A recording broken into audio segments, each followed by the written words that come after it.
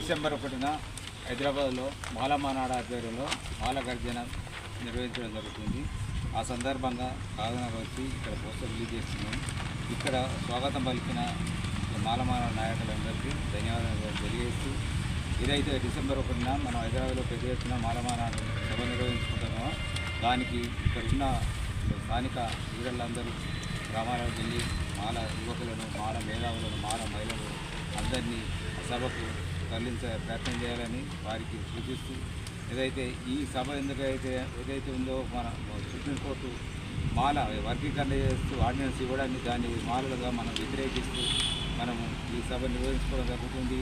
ఇప్పుడు మన సోదరులు మన ఏవైతే మాలలు రాష్ట్రంలో తక్కువ ఉన్న ప్రచారం చేసి దుష్ప్రచారం చేస్తున్నారు, దాన్ని తిట్టుకొట్టాలంటే మనం కూడా మన సంఖ్యాబలం ఎంత ఉందో చూపించవలసిన అవసరం ఉంది.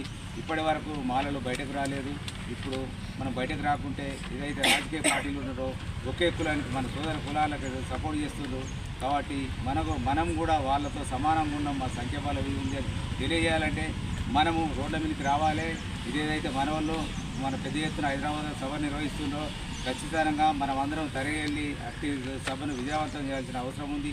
ఆ సభకు మన మాల ఎంప్లాయీస్ అంతా వస్తుండ్రు. వాళ్ళు కూడా మనకు ఇవాళ మాలలు కూడా ఎంప్లాయీస్ కూడా బయటకు వస్తున్నారు. మన మాల ఎమ్మెల్యేలంతా కూడా సభకు హాజరవుతున్నారు. కాబట్టి మాలలుగా మనం అందరం హైదరాబాద్ వెళ్ళి సభను విజయవంతం చేయాల్సిన అవసరం ఉంది. కాబట్టి దయచేసి ఇక్కడున్న అందరూ మన పెద్ద ఎత్తున మాల కుటుంబ సభ్యులందరినీ హైదరాబాద్ సభకు తరలించాలని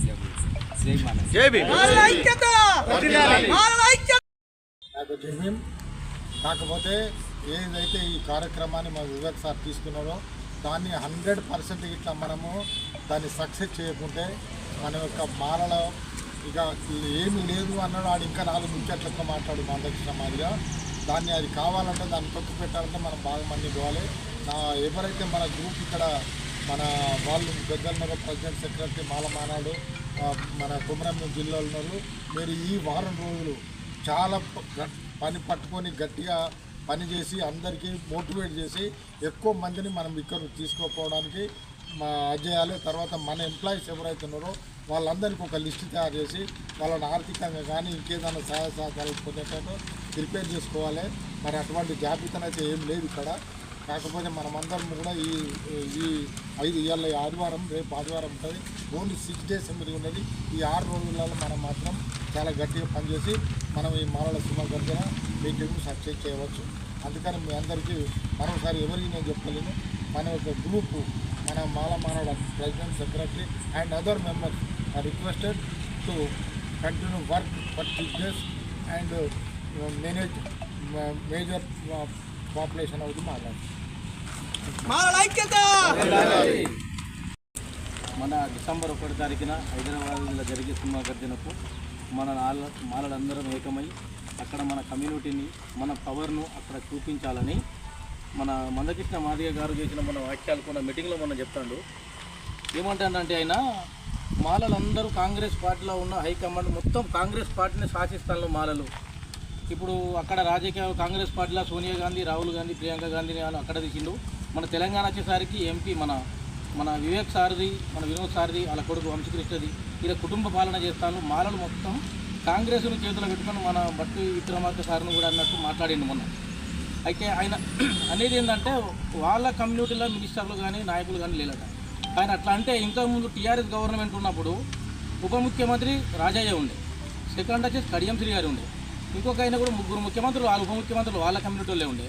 అప్పుడు మందకృష్ణకు మరి కళ్ళు కనమలేదా, చెవులు కనమలేదా, మరి నోట్లోకి వెళ్ళి మాట రాలేదా తెలియదు. కానీ ఇప్పుడు మన విక్రమార్కుడు ఒక్క ఆయన ముఖ్యమంత్రి అయినందుకు ఆయన కళ్ళు మంటలు మండి వీళ్ళని ఎట్లనే చేసి మనం విడదీసి మనకున్న వర్గీకరణ పొత్తు అంతా మనమే తీసుకోవాలి. మనమే అంటే టోటల్ మాలలే దాన్ని ఏమంటారు రిజర్వేషన్ పొందుతాను, వాళ్ళే ఉద్యోగాలు చేసుకుంటాను, వాళ్ళే బతుకుతాను ప్రతి విషయానికి అంటాను. ప్రతి ఒక్క దాంట్లో మరి అట్లా అంటే ఆయన ఏ ఊరి మున్సిపాలిటీ పోయినా మాలోళ్ళకి వాళ్ళకన్నా మున్సిపాలిటీలో జాబులు ఉన్నాయి. టోటల్ ఊడిసే కాడ నుంచి మొదలు పెడితే సర్టిఫికెట్లు తయారు చేసే మున్సిపల్ డిపార్ట్మెంట్ మొత్తం వాళ్ళే కొనుక్కుంటారు. మరి ఏ మున్సిపాలిటీ మరి మంచిర్యాల కానీ, కాగజ్నగర్ కానీ, సీసీ కానీ, నస్పూర్ కానీ, నాకు తెలిసిన ఈ ఆసిఫాబాద్ కానీ ఈ దాంట్లో కూడా ఏడికి పోయినా వాళ్ళ కమ్యూనిటీ కనబడుతుంది.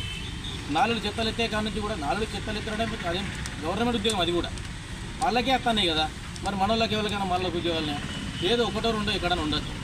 మరి మందకృష్ణ కనబడతలేదా, మరి ఎందుకు అంటాడో అర్థమవుతలేదు.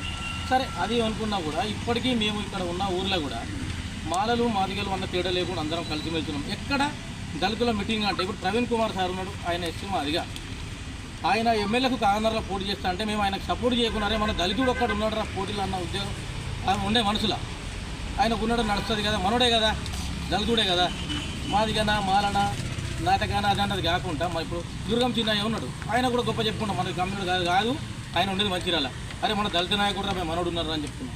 శ్రీకుండ మల్లేసి కానీ మన వివేక్ సార్ కానీ వినోద్ సార్ మనలో ఏదో సంతోషం అనిపిస్తాం మనోడు దళితుడు ఉన్నాడని. ఆయన మాదిగైనా నేతకైనా ఆలోచించలే, మనో దళితుడు అన్నాడు ఆలోచించుకునే.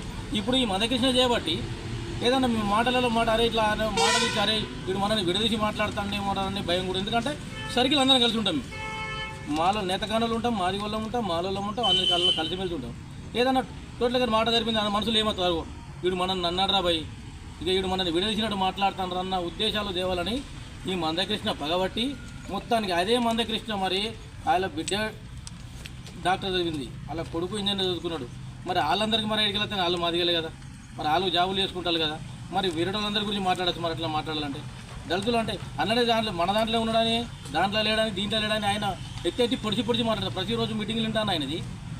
అంటే ఒక మాల మీదనే పడతాడు, వేరే దాన్ని పడకుండా మాట్లాడుతాడు.